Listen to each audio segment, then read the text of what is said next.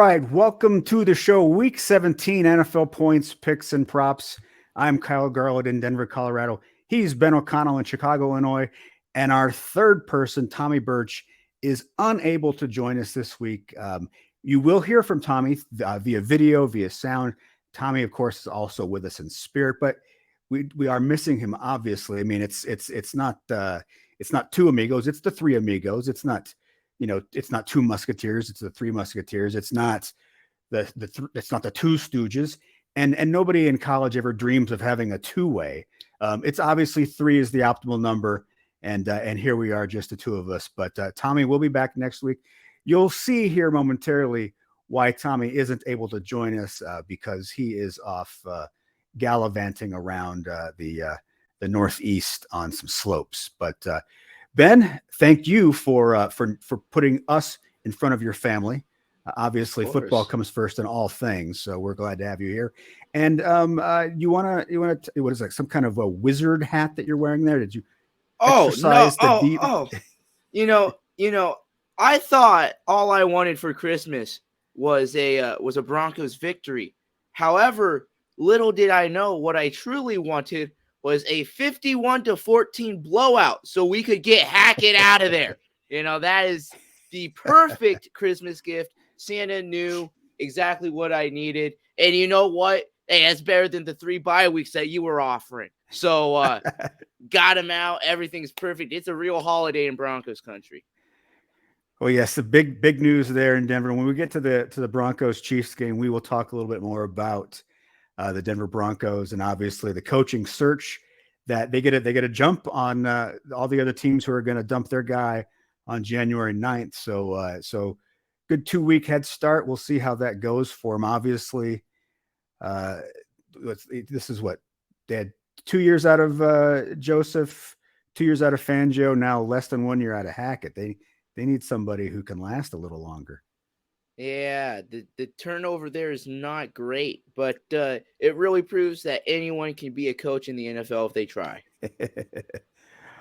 All right. Well, so we're not going to have a traditional game tonight like we normally do because there is no second party to compete against Ben. But Ben, I do have a New Year's related question just so that you can officially put your stamp on winning today's quasi game. All right.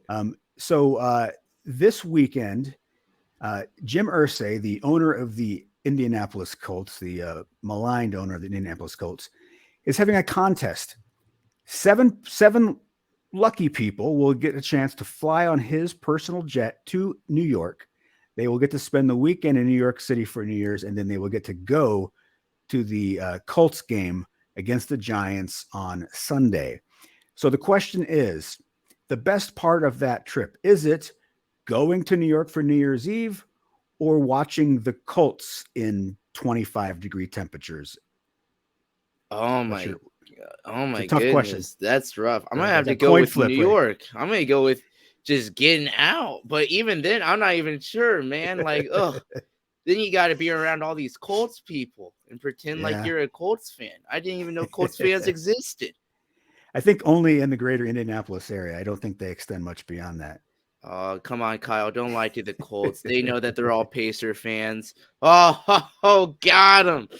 Well, you get up into northern Indiana, and they're all Bears fans. So, all right, you are correct. You are correct. Going to New York is preferred to sitting and watching the Colts game. Even if you're in an owner's box with Jim Irsay, who wants to hang out with Jim Irsay for 4 hours? The guy's just like, hey, man, we got a real winner at Jeff Saturday, brother. All right, so we're going to go ahead and start with Tommy's picks.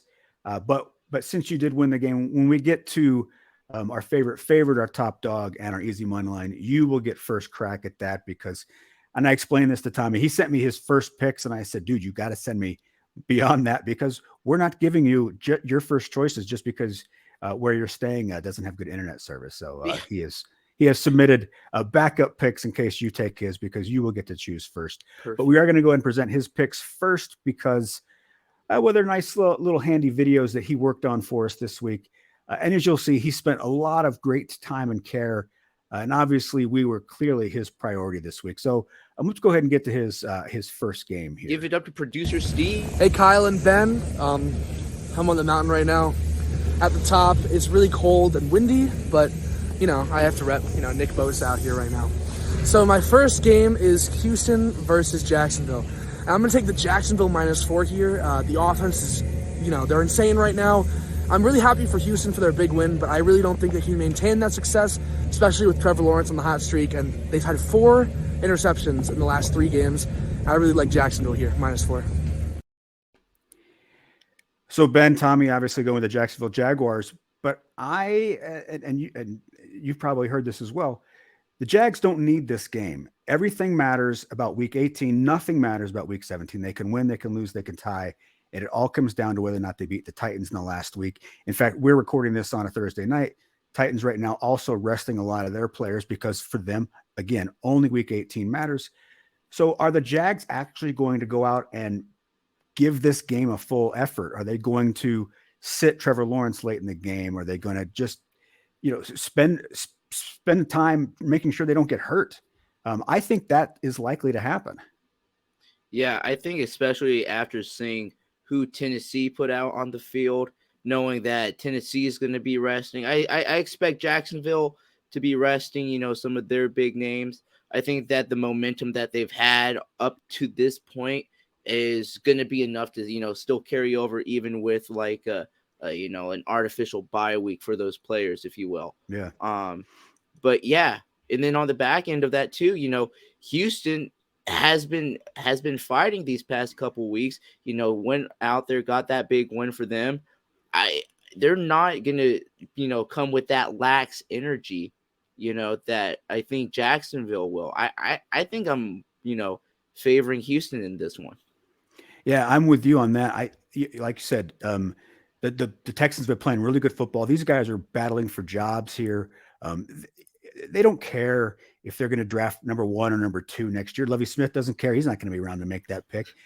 Davis Mills certainly doesn't care which quarterback the Texans are going to draft at 1 or 2. These are not guys who are going to care if the Texans blow the first round or the first overall pick because they win. I think that they want to go out and compete. Whereas the Jaguars know their entire season comes down to one game next week in Jacksonville. I think that it's in itself gives the Jags gives the Texans the edge here. I like them at home getting 4 points. So we will move on to Tommy's next game, and he this time he couldn't even bother to get us at the top of the mountain. He's taking care of us on the ski lift. Hey guys, so I'm on the lift right now. It's pretty risky, me dropping my phone right now. Got like probably 50 yards down to the ground. But right now, I'm going to be talking about my second game, which is the Indianapolis traveling to MetLife to play the Giants. And the Giants are at -4 here, and I think the spread should be a lot bigger than that. I'm going to have to take the Giants -4. Indianapolis looked like a terrible team. It looked like they put a fan out there at quarterback with Nick Foles. I think that the Giants defense is going to lock them up, especially after losing to Minnesota like that. I've got confidence in the Giants. They need it for the playoffs, and Indy is just terrible. Give me the Giants. Well, thanks for taking the big risk there with your phone. Yeah, we appreciate that. Little evil Knievel. Couldn't go inside for 5 minutes. Thanks, Tommy. I am in agreement here. If the Giants win this game, they wrap up a playoff spot. This is their win-in scenario. I think that they do win this game because the Colts are god-awful. As we saw last week, poor Nick Foles. I know he's got the Philly special. He's got that statue in front of the stadium. He probably never has to buy a drink when he's in Philadelphia. He's got his ring, but he's also adding some interceptions to his total. He looks like a guy who hasn't really played a lot in the last couple of years. And I think even though the Giants have not been all that great the last month, it's the Colts. It's in New York. It's to win a playoff spot. Giants, I think, covered the spread. Listen, if you're one of those people who get that lucky trip to go to New York, do yourself a favor. Go see The Lion King on Broadway. is a great little musical. It's just like the movie. The costumes are amazing. The animals dance and they sing. Also, you don't have to watch the Colts play football. Isn't that awesome? Dude, a spread of -4. Yeah, I'm going to take the Giants on this all day. And yeah, I really feel sorry for Irsay's special guest that he's taking all the way from their comfortable homes to make them watch the Colts and Giants in January. Ugh, what a real jerk. What a real Scrooge, you know? So the message is watch the Zebras on Broadway, ignore the Colts at the Meadowlands. I got it. Right. I like that. All right. So we are going now to Tommy's third game. And this time, at least, he's no longer his phone is no longer in peril on the ski slope. All right, guys. So game number 3 is Atlanta versus Arizona, and I'm going to take the Arizona plus 3.5 here. Trace McSorley did not look very bad against Tom Brady's Bucks, and the Falcons only got 9 points against the Ravens. I have confidence the Cardinals can come out of here alive, and it's going to be a low-scoring affair. So I'd probably take the under here too, whatever that is. But I'm going to have to take the Cardinals plus 3.5. Again, I'm not in agreement here with Tommy. We've talked about this the last few weeks that the Cardinals are one of the biggest wastes of a team there is. We're not quite sure why they have an NFL team. What exactly purpose do they serve? Atlanta's not great, but Desmond Ridder did look better in his second start. I like the way this team runs the football as well. There's not going to be any, we got to go win one for JJ Watt. It's not that kind of feel with the Cardinals and Watt. This is a team that's packed its bags. They are ready for the offseason. And I think the Falcons at home can win this game by 7 to 10 points. What is Hard Knocks even covering? You know, like, what is this team? I didn't even know these two teams were still allowed to play football. I'm going to go with you and the Falcons, though. I don't know what Tommy's fascination is with these, like, third-string and fourth-string quarterbacks that you can find lying around.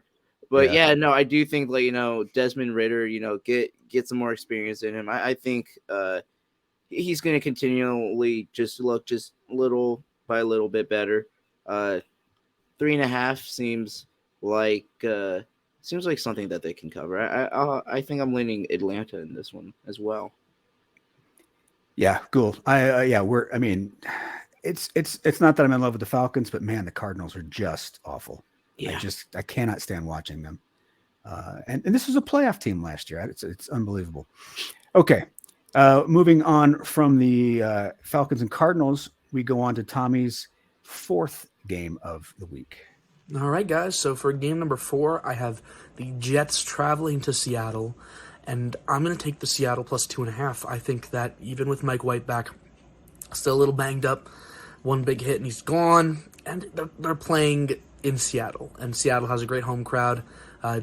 Geno Smith's going to bring it up, and even if Mike White stays the whole game, Geno Smith is levels above him, and I think that they not only keep it within 2.5, I think that Seattle wins the game outright.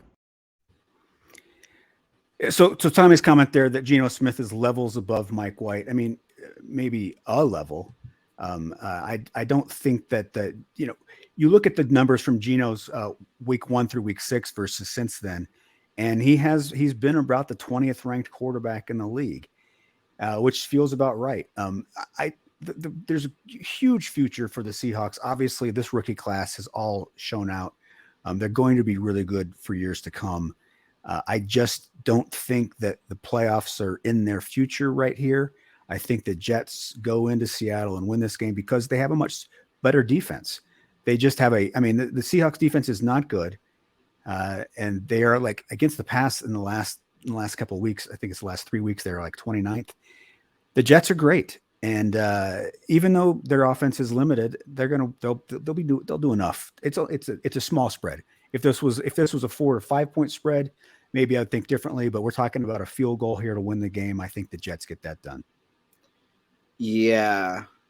It's rough because I do think that the home field advantage is going to play a factor in this spread stuff because it usually can be accounted for a point or two. You know, here's the thing that a lot of people are talking about. You know, Geno Smith is a Pro Bowler now. I'm not sure if you heard about that. Well, you know, you can make a Pro Bowl and still not be that great of a player. You know, Mitchell Trubisky might be Mitchell Trubisky, exactly. Like people forget that dude was a Pro Bowler. It got and Nagy was Coach of the Year. Like it's season by season, and it's you know it's truly a game by game league. And like you said, it's Geno Smith's production seems to have slowed in these later stages of the season. It's close. I think I'm going to lean with Seattle here. But personally, I don't think I'm going to be laying any money on this one. Yeah. I was writing about this game, and I have got numbers here. Seattle has not covered a point spread since November 6th when they played the Cardinals. Oh, that's that's 6 games in a row where they have failed to cover the point spread. Not that the Jets have been any great shakes. They've only covered the spread 2 of their last 6 games. And they've obviously lost 4 in a row. Seattle's lost 3 in a row. It's interesting because these are 2 teams that in November we were like, these are the great stories of the year. These are 2 teams that were preseason going to be bottom third in the league. Now they're going to be playoff teams. Now they both look like teams that are in the bottom third in the league, and which one of them can hang on and maybe sneak into the playoffs. And it's going to be a good game because of that, I think. But yeah, I'm not convinced that either one of these teams is going to do anything if they do make the playoffs. Yeah. It's going to be a good one, but I'm just too scared to touch it, Yeah, I hear you there. Okay, so we go on now to Tommy's final game, his 5th game, and he's back into a normal situation. He's no longer skiing. He's no longer just fading us in. He's actually going to go ahead and give us some analysis here, which is nice. All right, guys. So with my last pick, I'm going to go with Minnesota's +3 over the Packers. Don't get too excited about the Packers. They beat a concussed Tua on Christmas. They beat a lowly Rams team with no identity. And the Vikings want to do nothing more than beat Rodgers and take him out of the playoffs. Minnesota +3.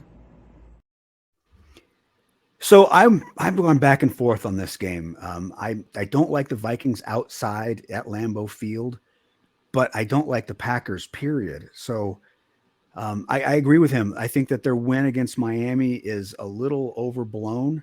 I mean, Tua had like 200 yards in the first half on 5 completions. This Packers defense is prone to the big play, and now we've got Justin Jefferson, who is Mr. Big Play. I can't believe that Kirk Cousins is going to pull off a big win at Lambeau Field in January. That doesn't compute with my brain of what I know of Kirk Cousins. So I think I'm gonna just avoid this game. I don't like it at 3 points, because this could very easily be a 28-24 game, one way or the other, and so. I would lean towards the Packers because they're at home and because even though, what I would probably do is wait to see what the status of Christian Watson is. He didn't practice today. He's day to day. They're not sure if he's going to play on Sunday. If he plays on Sunday, then maybe I lean Packers. If he doesn't play on Sunday, then I lean Vikings. So I'm probably going to wait till actually Sunday morning before I make any bets on this game. I've been dogging on Kirk Cousins all season, and I've been going, he can't do this, he can't do that, and every time I do that on this show, I come back the next week and he did it. There's something about this Vikings team. They're winning these close games, but they're winning, and as underdogs, I think I'm gonna have to lean Vikings on this one, because I think that they're gonna find a way to get a scrappy win here. I really do. I don't know how.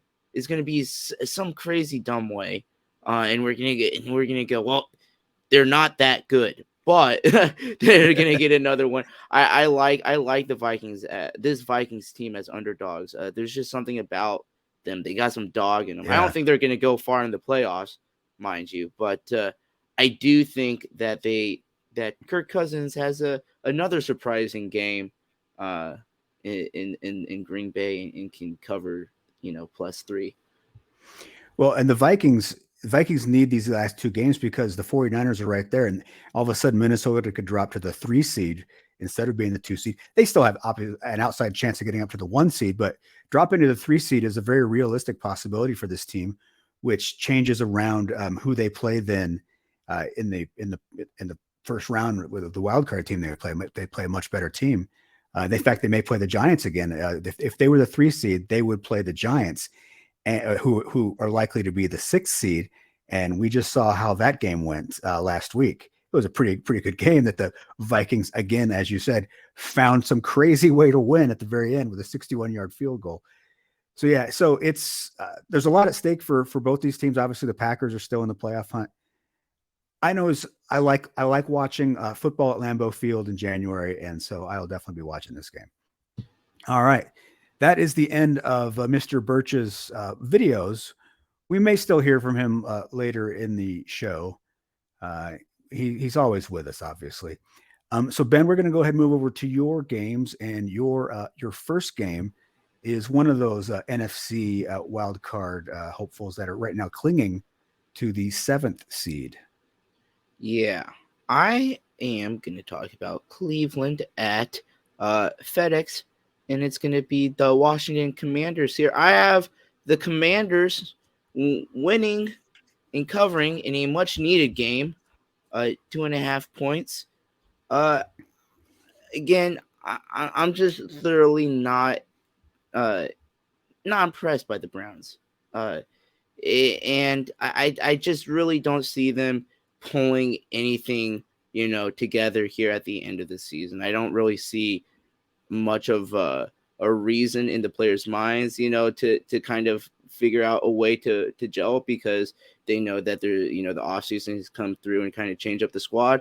You can talk about jobs or whatever, but, the Commanders are playing for playoffs, and you can't really underestimate what that means for a team, especially with this NFC picture looking as crazy as it does.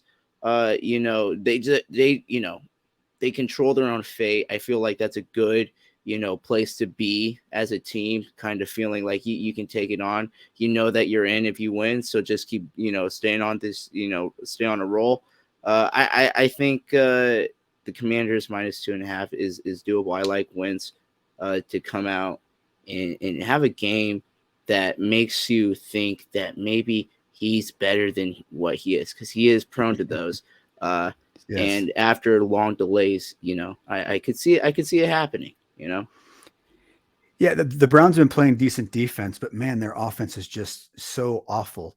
It's unwatchable, which is delightful if you are a person with any kind of feelings about the Deshaun Watson situation. Wentz is certainly the better quarterback between he and Watson right now, and he is the better quarterback between himself and Taylor Heineke. And when he's on, as you say, he can be really on. And all they need is him to be on against a bad team here, and that likely they can sneak into the playoffs. Ron Rivera, though, taking a chance. If this backfires, if all of a sudden Carson Wentz goes out and throws 4 interceptions, he is going to be pilloried in the media. But I like Carson Wentz. I would love, because when Wentz got unceremoniously booted by the Colts after the end of last season, Jim Irsay was brutal in his assessment of Wentz. He blamed Wentz for all the things that went bad at the end of the season last year. And of course, they lost that game in Jacksonville that would have sent them to the playoffs. The idea that Carson Wentz could lead the Commanders to the playoffs while Jim Irsay sits and watches Nick Foles throw 4 interceptions against the Giants, there is something very appealing about that I really kind of hope that happens, because as much as I don't want Wentz as my quarterback, he seems to be a decent enough guy, and most people seem to like Carson Wentz. So yes. And you have a prop from this game as well. I do have a prop bet. I have a Brian Robinson touchdown at +100. Yeah, I feel like it's insane that it's in plus money. It could be slipping to not being in plus money. And if it is in plus money, while you are listening, just go in there really quickly. We'll lock that one in. I think you're going to get some pretty good value. I think it's pretty likely that he gets in to the end zone. And while you're at it, Scary Terry is at plus 145 as of this morning. I couldn't really pick between the two, to be honest with you, but I could see them having a pretty good game. I could see both of them finding the end zone. I like Washington to break 20 points, finding, a couple opportunities into the end zone. I think it's pretty likely to have you bet on those two. One of them will hit for you. And the fact that, Brian Robinson is still in plus money, I feel like, that's a no lock for me. Well, Antonio Gibson didn't practice as of Thursday, so Robinson, even in line for more snaps in the backfield, just adds value to this bet. So I like it a lot. All right. The end of that one. Now, the game of the week. We'll talk a little bit about your team. So this was an 8-point spread. And then the big news broke that Nathaniel Hackett was no longer the coach, and this spread ballooned. Yeah. Well, if you listen to this show a lot, you know that I don't often pick the Chiefs to cover large spreads. It's often against my religion. However, Broncos country, let's die? ? I don't even know, man. Like, what's happening with this team? Hackett's gone out of the building, and for some reason, you're like, this is hopeful. This is hope-filled. Like, have you ever seen a fan base other than Jacksonville fire a first-year head coach and go, wow, this is really going to be good for us. We are turning a new leaf. What? This is horrible. And the Broncos are just a flaming hot mess. And this game is an Arrowhead. They're still incredibly excited for this game. Chiefs Kingdom. Tickets are still going to be like 135 for the upper bowl. This is a good old-fashioned feeding to the lions, as the Romans like to call it. Everyone's just going to be pouring into Arrowhead to see this poor high school football team get trampled by what is arguably the best team in the NFL. Yeah, man, it sucks. But I'm going to take the Chiefs minus 13.5, and I am glad I did not buy my tickets for this game like I was thinking at the beginning of the season when I saw the schedule, because I was like, oh, this is probably going to be for the division, man. Like, we got to be there. That's like history, dude. Like, what was I thinking? Oh, my goodness. You wouldn't have guessed this was the beginning of the Jerry Rosberg era in Denver? Oh, who could, the dude who wasn't even with the organization for the first few weeks? Yeah, no, this is paradise, Broncos country. Soak it in. Grab yourself a margarita. There is a weird irony that the guy who gets hired because you're terrible with timeouts is the guy who then takes your job when you get fired. This dude hired his replacement. Yeah.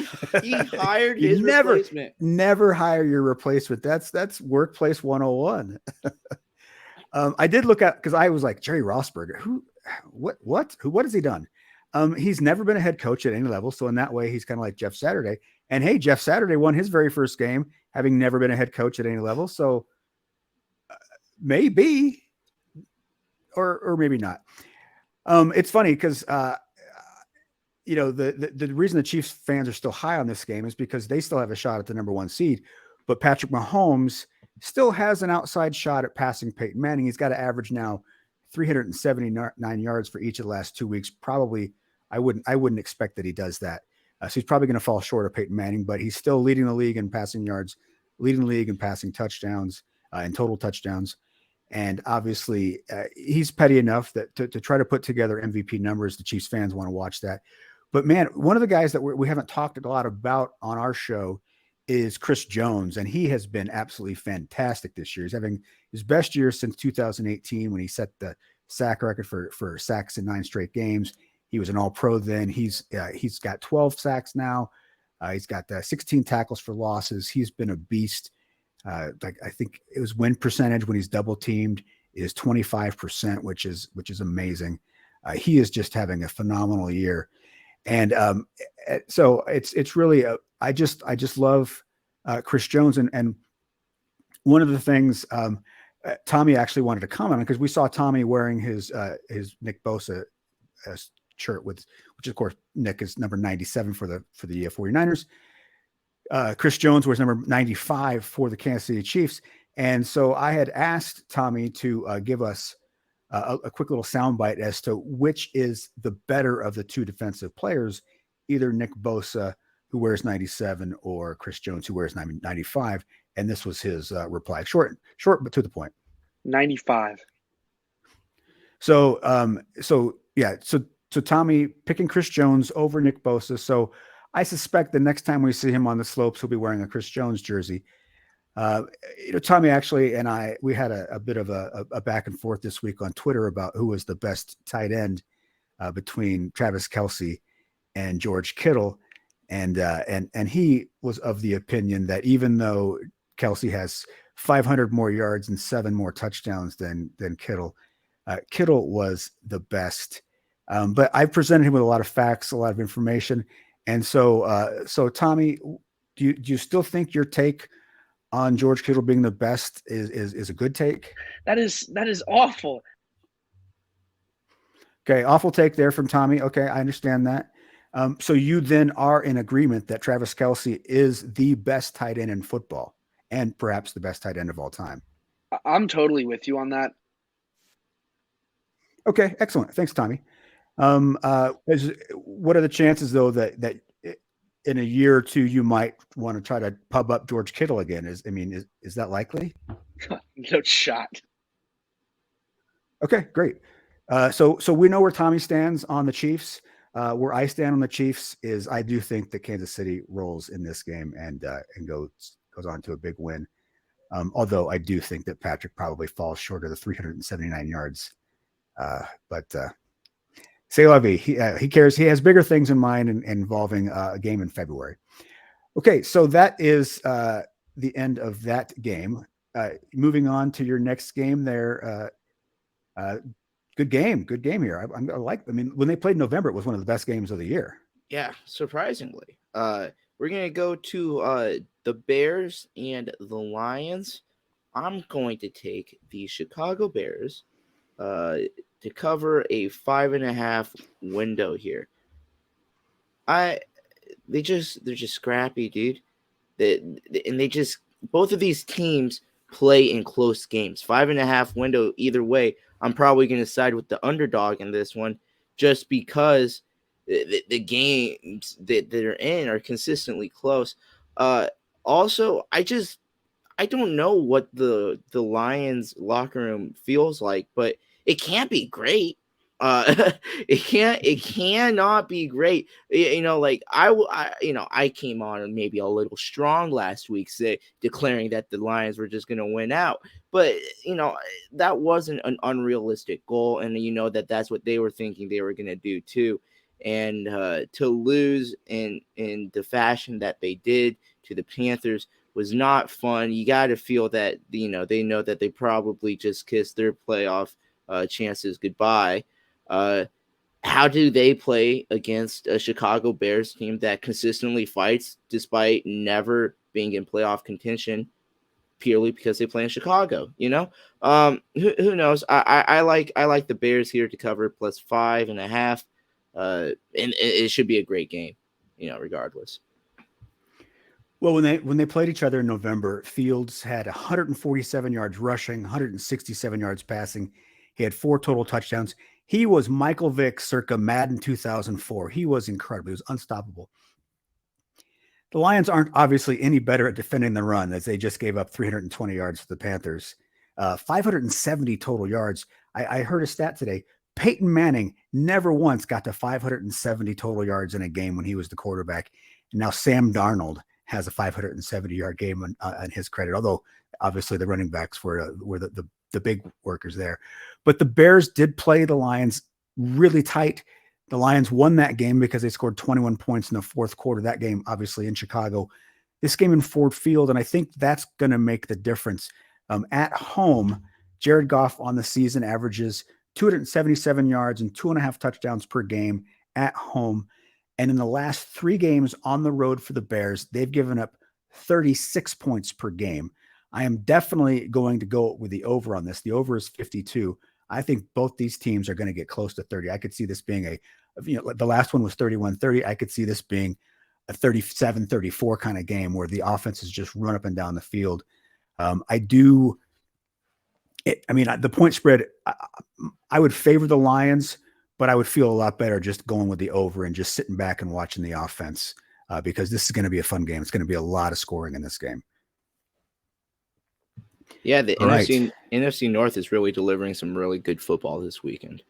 Yeah. I mean, it's funny because the Bears are in a position where they could actually get the number 1 pick in the draft, but they're still a fun team to watch, which generally speaking, a team that's going to pick 1 or 2 in the draft is not fun, but this Chicago Bears team is. Yeah. All right. The Battle of LA. Well, the LA Rams proved to be maybe better than I had anticipated them to be. However, the Broncos are just a bad team, and the Rams are still a bad team. Just because they aren't a flaming dumpster fire doesn't mean that they aren't still just the dumpster. And the Chargers are a football team. They are not a dumpster. They're actually a pretty darn good football team. So I think that they win by a touchdown easily. I like the Chargers to cover 6.5 because the Rams already won their Super Bowl. That was last week. They can't possibly be feeling like there's much more to do this season for them, right? Well, yeah. I mean, if you look at it's like, well, hey, they're 2-1 now that Baker Mayfield has taken over, and that is true. But one of those two was because Josh McDaniels is the worst coach to ever have a lead in football, and that's including Jeff Saturday, who blew a 33-0 lead. The Raiders were going to walk away with that game easily, and then in the last 5 minutes, all of a sudden, the Raiders turtled, and Baker Mayfield won the game. They then got beat up pretty badly at Lambeau Field, and then last week was one of those just getaway games that where everything that could go wrong did for the Broncos. They imploded. If you look at the Rams offense, it's not as though the Rams offense moved up and down the field, and that's why they got 51 points. They got 51 points because there were 4 interceptions in the game. I want to believe that these Rams are fighting, that these are, then that they've all the stars of the team are injured. So you got all these second stringers now that are battling hard and they want to win the city championship. They want to beat their tenants, the Chargers. They want to, they get to be at home. They get to be in their own regular locker room. It's not really an away game. And I'm not sure I'm sold on the Chargers defense just yet. They've been playing pretty well. And if they can finish the season like this, then I will be going into the playoffs. I still, though, can't be sold on Baker Mayfield. Baker Mayfield, there's a reason why 2 teams gave up on him this year. I think a third team will be giving up on him by the end of the year. And I think the Chargers are going to win this game pretty easily, as you suggest. All right. And your final game of the week, another pretty good game. 2 teams that absolutely hate each other. Yeah. That's always fun. Pittsburgh and Baltimore. I'm going to take Pittsburgh +3 here. Not only am I going to take Pittsburgh +3, I'm going to take Pittsburgh to win. I think that Tomlin, track record proves that he gets them ready at the end of the year. They're fighting forever. He doesn't have losing seasons.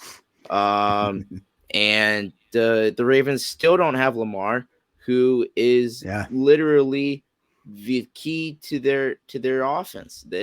So I just have the Steelers winning in a nice beat 'em up, old fashioned roughhouse football game. No love lost in this one, but a very dramatic one as well. It will be great for the prime time. Yeah, I think the Ravens have realized that they're not going to win their division. They need to make sure that Lamar is somewhat ready to go when the playoffs start as a wild card. You know, they initially it was out 2 to 4 weeks. They revised that now. It's now 4 to 6 weeks. Well, this Sunday is 4 weeks. So we know he's going to be gone this week, likely to be gone the following week against the Bengals. Maybe he's back for that first playoff game. That's the goal because they're not going to beat anybody with Tyler Huntley. And I don't think they're going to beat the Steelers team with Tyler Huntley. The Steelers have been playing pretty well. They are rallying for their coach. As you said, Tomlin, John Harbaugh is not a bad coach by any means. He's a good coach, but Mike Tomlin, there's just something special about him. His teams love to play for him. And I think that they rally. I think that they want to continue that above 500 streak for him. I think they win this week. I think they win in week 18. I think he gets to 9-8 and maybe the Steelers can sneak in the back door of the playoffs. It's possible still. There is one spot in the AFC still up for grabs. But this week, it's the Steelers. I think they win this game outright. I think they win by 7 to 10 points because I just don't like watching Tyler Huntley play football. It's hard. It's hard. It has to be worse if you're if you bleed purple. That's good. Yeah. So what do you do if you're Lamar Jackson? Because he's a free agent. Obviously, he could have his pick of teams. Mm-hmm. Does he stick with the Ravens, a team who has not given him much else around him offensively for a few years now? Or does he go somewhere else? Does he go to the Raiders and hook up with Devontae Adams and Waller and does he go somewhere like a Washington who he can just move up the freeway 20 minutes and be that quarterback for that franchise? Does he go to the Jets and all of a sudden he's playing with Garrett Wilson and Breece Hall's back and he's got that great defense? Does he move on after this year because of the way the Ravens have just not ever surrounded him with good players? I think first off, it's going to have to come down to money, obviously. I think you want to, if you're Lamar, I think you hold out to see what the quarterback carousel in the NFC South looks like. I think that if Brady leaves or retires Tampa, I think Tampa is a pretty appealing spot. I think Carolina, depending on who steps into the coaching role there, kind of how that front office, forms, that could look interesting. It's a division that would come in and presumably be the favorite to win, barring any crazy roster, mix-ups in the division. But I think that you definitely want to leave Baltimore because if they didn't believe in you at the beginning of the season and they really have to go through it, to realize your value, they're not at the position to be able to actually build a team around you because they aren't aware of what you can do for them. And that's the biggest weakness of this Ravens team is that they just didn't realize how much he meant to this offense and everything that he was doing. How can you possibly build around him if you didn't even think that he was the sole reason for your success? You just can't trust it. And it's going to be crazy to think of him not wearing a Ravens uniform, to be honest, because he's already kind of, become synonymous with, become that face of the franchise. But I do think that for his career, he should probably leave. Yeah, I can't really picture or remember another time where we had an MVP and a superstar and a face of a franchise who leaves before ever signing his first, long-term contract. I do like the NFC South that you mentioned. I mean, to have Lamar throw into Chris Olave and Alvin Kamara in New Orleans, and maybe then Sean Payton's like, I'm sticking with the Saints. I'm coming back to the Saints because I want to work with Lamar Jackson and these young players. The same thing could be in Atlanta where you've got, Drake London and Kyle Pitts, Tyler Algier, Cordell Patterson, and all of a sudden you've got Lamar Jackson added to that. And Arthur Smith is a very good offensive minded coach. It's really interesting. He's certainly going to be the story of the offseason and what happens with Lamar Jackson.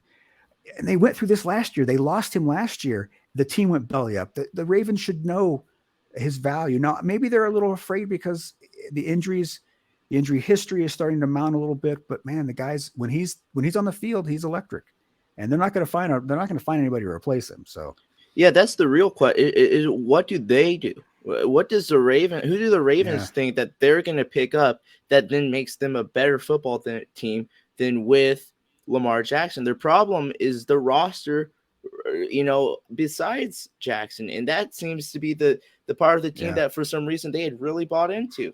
It's mind numbing. Yeah. When Deshaun Jackson and Sammy Watkins are your best wide receivers, come on. Yeah. Do something. They need Ozzie Newsome back as general manager. He would never have let this happen. Yeah, true. All right. Thank you, Ben. Those are your 5 games. We will now move on to my 5 games, and we're going to start with those New Orleans Saints that we were just talking about, taking on the Philadelphia Eagles, and another situation where you've got an injured quarterback. But unlike Tyler Huntley, Gardner Minshew is actually pretty good. He played well last week against the Cowboys. I know people are pointing to his turnovers, but a couple of those were fumbles. That last interception really felt like that the Eagles wide receiver didn't fight hard enough for it. And they still put up 34 points. I don't think you can blame that loss on Minshew. Now they've got a Saints team that's not very good. I like the Eagles here to cover this spread. I think they win this game pretty easily. They cover the spread. They clinch the NFC East. They clinch the number 1 seed. And that allows then Jalen Hurts to sit out week 18, fully get rested. And then he's got a bye week also. So all of a sudden he's not having to play until the weekend of January 15th. And that's obviously best case scenario for them. Worst case is they were somehow to drop this game, but just not seeing that from the Saints right now. I don't see any way that they beat a far superior Eagles team in Philadelphia. Yeah, the Eagles are getting ready to forget about that Nick Foles guy. They have found their dude, and Jalen Hurts, and Gardner Minshew, like you said, I thought he played about as well as I remembered him playing, which isn't the absolute bottom of the barrel. I do think that this for me is more of a bet against the Saints than for Minshew's leading this Eagles team. But I still think that this is such a good Eagles team. It's hard to not take them at 6.5, especially when I think it probably should be like 7.5, because that seems like a more compelling line. But no, if it's staying within that touchdown, I'm gonna take 6.5. Yeah, I know that 1 point makes a huge difference in this game, and especially for these teams, for an Eagles team that specializes in getting touchdowns. Yeah, I like them a lot. Yeah. Okay, my next game: Miami Dolphins, New England Patriots. Tua Tagovailoa will not play. Third concussion. What in the hell is going on with the medical staff there in Miami? So Tua plays a bunch of football with a concussion. We changed the rules because we cannot let that happen again. And I totally agree. The rules absolutely need to be changed to protect these players. And then it happens again. What is happening here? We already had they fired a doctor the last time it happened. I haven't heard yet if a doctor's been fired this week, but surely they must be. How are they missing this? Teddy Bridgewater is a fine player. You give him Jalen Waddle and Tyreek Hill, he will be decent enough. That's why I think the Dolphins will cover the spread. I think they can beat the New England Patriots because I think Mac Jones and Matt Patricia as a quarterback OC tandem are the worst in the NFL. And Mac Jones being a dirty player aside, he's just not a good quarterback. I do like the Dolphins. We had big games from their big play guys last week. It was only because you had a concussed Tua throwing 3 interceptions in the fourth quarter that they lost that game. I think they do better here. I think they win this game. But man, what is happening in Miami? How do they let this happen again? Now a third concussion for Tua. It's frightening, and we may not see him again this year. And maybe that's for the best for his own safety. They need to find a helmet that fits that guy or something. It's actually insane. I think that it also is probably him just it just kind of revealing, truly the nature of the sport. It's not, like, even with the concussion protocols being stepped up, you can, rest assured, if you want to see concussed players playing, they're still doing it. It's just it's just making it, one step harder. It is a grim reality, but it's part of the sport, it's part of the nature of the sport, and we just got to hope that that Tua A is okay, and he's gonna, but that Miami figures this out, they got to find better ways to protect him and stuff with that. Talking more about directly about this game, I think that Teddy Bridgewater is the type of backup that you want to have if you're Miami, in this position. Questioning how long your quarterback is going to be out. Teddy Bridgewater is the proven veteran that can still play football at a high level, and is probably better than a lot of backups in the league, if not some starting quarterbacks in certain situations. I don't think that the Dolphins are taking as big of a step back with this roster move than it may appear when you hear their star quarterback is out with a concussion. I'm with you. I like the Dolphins to cover 2.5 points here. All right, moving on to the next game, big NFC South game. You've got two losing teams, but this could decide the division. The Panthers would still need to make sure they get things done next week. But Panthers beat the Bucs here. They take over first place in the NFC South. Panthers getting 3 points, even though they're playing some pretty good football last week. Obviously, the 570 yards. The Buccaneers, I don't think, have gotten 570 yards in the last 2 months combined. So I like the Panthers to get it done here. I like Steve Wilkes. He's got his team playing really hard, and nobody in Tampa Bay looks like they're enjoying themselves. They all look like they are ready for this season to be over. They don't want to go to the playoffs. They don't want to have that another loss to end the season at home with national television audience. They want this season to end right now, and it will. The Panthers will get it done, and sayonara to Tom Brady. His days in Tampa Bay are going to be short-lived. Week 18 will be the last time we see him in a Bucs uniform. Tampa is currently in playoff position, but their players are already making their vacations for late January, February. You know what I mean? They don't have any intention of playing past the regular season. And this Panthers team does. They got some fire in them, and the best part about it is they think that they're going to do this. They're going to pull this off and make this miracle run. And I'm with them on this. I was really highfalutin on that Lions team last week. And they just went out there and beat the brakes off of them. Now, granted, we did know that Detroit's defense was a little suspect, but dang, this Panthers team really just, they're looking good for what they are, and I like the Panthers as underdogs, not just to win, but yeah, +3 as underdogs. Yeah, lock that one up. Yeah, and I've got my prop actually with this game. I'm going to go with the same game parlay. Sam Darnold under 185.5 pass yards and Dante Foreman anytime TD. This team, they're going to run the ball. They don't want to have Sam Darnold win this game. He'll do enough to help out the running game, but overall, I think that Sam goes under that point total, and I like all of their running backs to score like they did last year. This is a good team right now, and I feel like that Foreman is he's just feeling it. He's had 5 games now over 100 yards. He's feeling it. Foreman's the real deal. If you had told me at the beginning of this year that the Carolina running back that would be wowing me would be Dante Foreman, I would called you crazy. But no, he's really stepped up in a big way since CMC left, and I really like this. Well, and he was a great fill-in when Derrick Henry got hurt. I mean, this is a good back. He could be RB1 on a lot of teams. Well, he is right now in Carolina, but in terms of being the undisputed RB1, I certainly think he's got that ability. All right.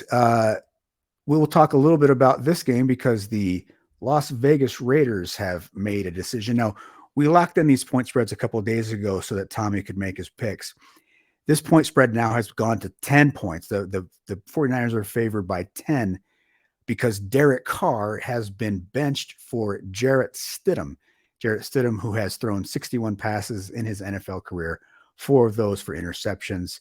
He's completed 52% of his passes. He's not a good quarterback, but he's buddies with Josh McDaniels because they were at New England together. The Raiders are obviously ready to ship Derek Carr out. This is hey, we don't want him to get hurt because he's got an injury guarantee for his contract. Let's go ahead and protect him, set him aside. Look, I'm not a Derek Carr fan, but man, this guy just a couple weeks ago was standing in front of the press, visibly emotional about his love of the team, his love of the franchise, of the effort that he puts in. And for him to get done like this is a little gross. It's Josh McDaniels, Mr. I can turn any high school quarterback into an all-pro, giving up on his Pro Bowl quarterback and washing his hands of any responsibility. The reason that we're bad as a Raiders team is because Derek Carr is bad. Bullshit, Josh. You're terrible. Derek Carr actually has better numbers than he's had the last couple of years under John Gruden. He's done pretty. I mean, he's middle of the pack. He's a 15th ranked quarterback, and you should be able to win football games with a 15th ranked quarterback when you have a guy like Devontae Adams, when you have an offensive guru head coach like Josh McDaniels. The fact is McDaniels is garbage. And look at 5 points. Obviously I was ready to take the 49ers. I'm taking the 49ers at 10 points as well, which is where the spread is now. You're not going to find it for probably less than that. And it may even grow as we get closer to Sunday, as we fully appreciate just how terrible Jarrett Stidham is. So Jarrett Stidham's first start gets to go against the best defense in the NFL. And Nick Bosa, right now the favorite to win Defensive Player of the Year. Boy, Stidham. Again, McDaniels. We want to see how a younger guy does against this defense. You're going to see nothing. You're going to see him get killed. It's everything about the Raiders right now is gross and icky. And I hope Derek Carr ends up with a good team next year and beats the crap out of the Raiders. And I hope that the Raiders are stuck with Jarrett Stidham. In fact, they have the odds now on who's going to be the next quarterback of the Raiders. These are the betting odds. So right now, Tom Brady is the favorite at plus 300. Does Tom Brady look like a guy you want to go? He's going to be 46, and he looks like a 45-year-old now. I know that he and Josh were good together, but that was 10 years ago. Okay, so Brady's at plus 300. Jimmy G plus 350. I hope the 49ers tell the Raiders, no, we're not going to help you out. Suck off. Yeah. Anthony Richardson is the next highest at plus 500. He's the Florida Gators quarterback. Then CJ Stroud at plus 650, Will Levis at plus 700, and then Jarrett Stidham at plus 800. That's where I want that to happen. And I've seen like CJ Stroud and Will Levis and Bryce Young is on this list as well. It's like there are 4 teams that need quarterbacks picking ahead of the Raiders. The Raiders are not going to get one of these top quarterbacks. They're going to be stuck with a Baker Mayfield or a Taylor Heineke or somebody like that. They are definitely going to be downgraded from Derek Carr. And again, I'm not a big Carr fan, but man, you cannot make a move like this unless you think there's something better on the horizon. What is better on the horizon for the Raiders? I just don't see it. And I see them getting spanked by the 49ers.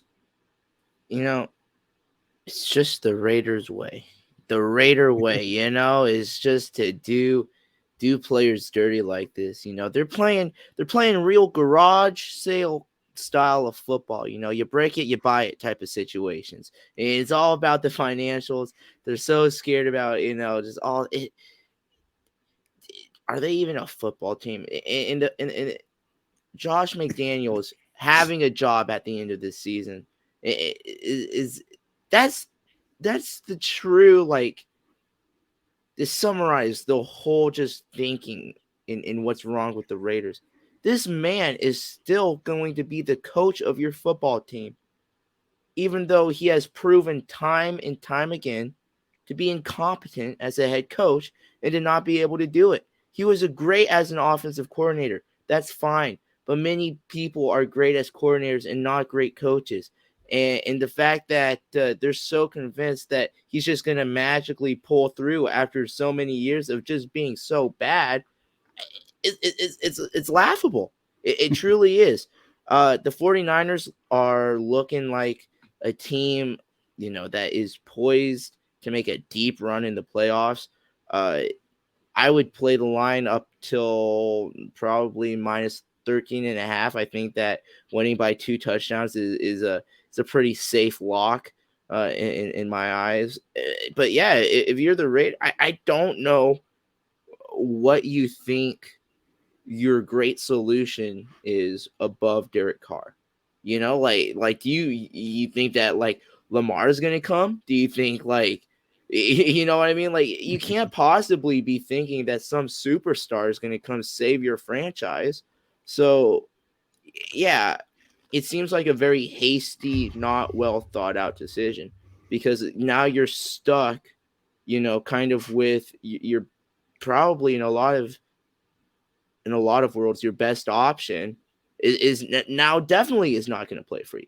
Yeah. Even if you change your mind and go, hey, Derek, we were just drunk that night, and we actually do want you to still be in the black and silver. There's no way he suits up for them because this is not how you treat, the person who's been the face of your franchise for the past, however long, dude. This has been Carr's team since it's been in Vegas, since before Vegas. This has been Carr's team, and the fact that they're doing him dirty with the end of the season right in sight, it's the Raiders' way. What else can I say?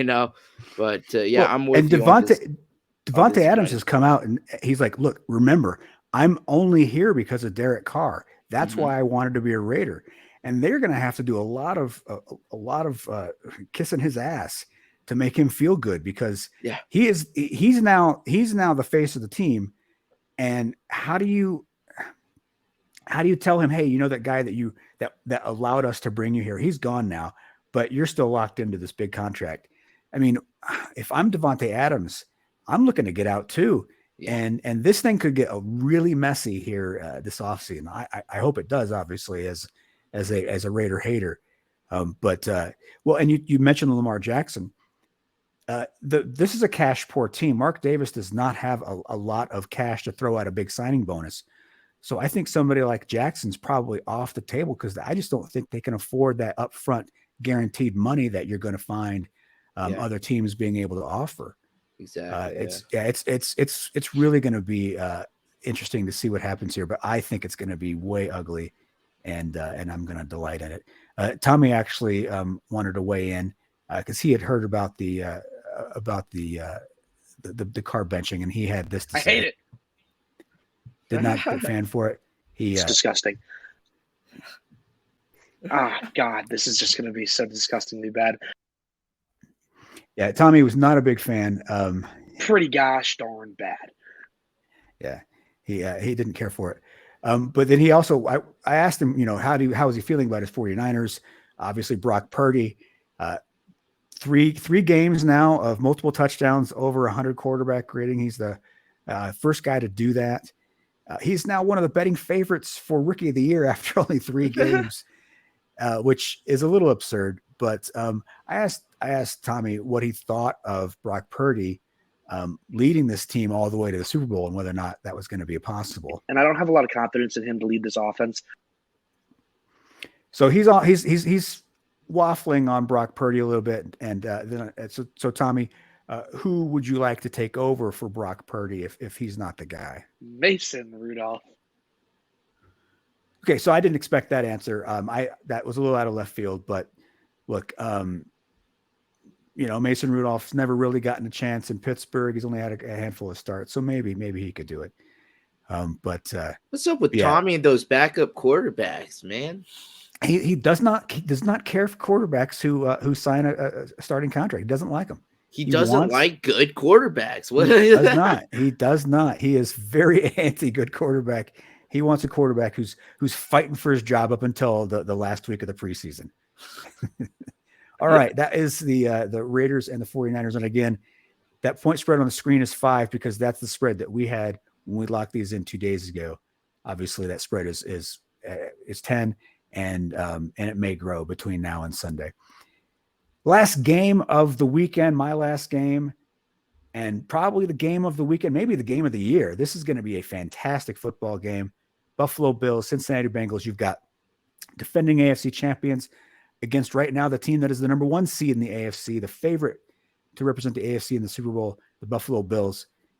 Man, I cannot wait. Monday night has been pretty awful for most of the season. They're going to make up for it here with this the last Monday of the year here in Week 17.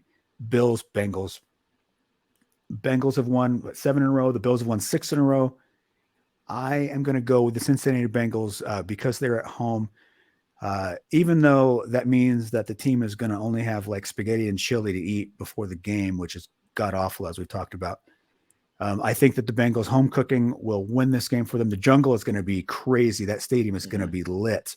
Primetime game against and the Bengals still have a chance at the number 1 seed. They win this game, they tie the Bills, but then they win the tiebreaker there. So they move into the 2 seed. As long as Kansas City wins, Kansas City moves to the 1 seed. Bengals move to 2 seed. All of a sudden, the Bills are the 3 seed. Now, if the Chiefs were to lose either this week or next week to the Raiders, which looks less likely now, the Bengals then could be the number 1 seed because they also have the tiebreaker against Kansas City. This would give the Bengals the tiebreaker against both the Bills and the Chiefs, the 2 top teams in the AFC. This is a big game for both these teams. Obviously, if the Bengals win this game and the Ravens lose on Sunday, then the Bengals will have won the NFC or AFC North too. So a lot at stake here. And of course, for the Bills, they have to win this game to stay ahead of the Chiefs for that top seed. You got 2 great quarterbacks, 2 great offenses, 2 defenses that show flashes of being great. It's going to be a great game. I think it's going to be like a 31-28 kind of game. I like the Bengals to win it at home by a narrow margin. It's going to be a wonderful game to watch. But I do think that the Bengals take this game, coupled with the Ravens loss that I think will happen. I think this game clinches that division for the Bengals. And they are, I think, will be at no worst a 2 seed going into the playoffs. Yeah, the Bengals have really turned it on here at the end of the season after kind of, floundering in the first part there. We were kind of wondering, they were 3-3 and Burrow was throwing interceptions. We a lot of people had given up on the Bengals. Yeah, they were just at the Super Bowl. Now this is the team that we remember. This team looks great. I like the Bengals too. Just because in this game, I'm just gonna have to go with the home field advantage. And if you see the other team again, in a few weeks, you're gonna want that home field advantage which this game, could give you. I really like the Bengals. I just think that the home field advantage is just too much for me. Whoever wins this is going to be feeling such a great momentum rush going into that postseason, because this is another favorite, for the Super Bowl. So yeah, whoever wins here is going to feel pretty good about themselves going into the playoffs there. Yeah, I mean, obviously the Bengals proved last year that they can win in the playoffs on the road. They don't need to be a home team, but obviously everybody would prefer to be home. And if they can get that 1 seed, if you look at the quarterbacks that are going to be in the AFC playoffs, you've got Josh Allen, Joe Burrow, Patrick Mahomes, Justin Herbert. We hope Lamar Jackson. If you can get that top seed, you get to avoid 1 round of having to face one of those quarterbacks. It's so big, makes such a difference. And this game is going to be really fantastic to watch. All right, that is our show. We have one last segment to get to, our favorites, our top dogs, and our money line picks. But we have now gone through all 15 Sunday and Monday games for this week. Next week, no Thursday game, no Monday game. All 16 games will be played on Sunday. We will cover all 16 of those for Week 18. Our last bit of business here for Week 17. Ben, your favorite of this week? My favorite of the week is going to be. I hate this. I'm gonna go Washington over Cleveland. Washington at -2.5 Yes. is your favorite. Okay, your top dog, please. My top dog is going to be the Bears. Chicago getting 5.5. All right. And your easy money line, please. Another underdog. I'm going to take the Pittsburgh Steelers. All right. Pittsburgh Steelers paying +145. All right. So Tommy's picks. Tommy, he's submitted his picks to me. He is going to take the New England Patriots, giving 2.5 points as his favorite. Hmm. His top dog is the Minnesota Vikings, getting 3 points in Green Bay. And his money line pick is going to be the Seattle Seahawks at home, getting +120 against the New York Jets. For me, my favorite is going to be the New York Giants, giving 4 points to the Indianapolis Colts and the poor fans from Indianapolis who are forced to go watch. My top dog of the week is going to be the Carolina Panthers, getting 3 points against the Tampa Bay Buccaneers. And my easy money line pick is going to be the Cincinnati Bengals at +101 as the slight underdogs at home. That is our show for the week. All three of us will be back again next week. We'll be back together for the 16-game extravaganza that is Week 18, the final week of the regular season.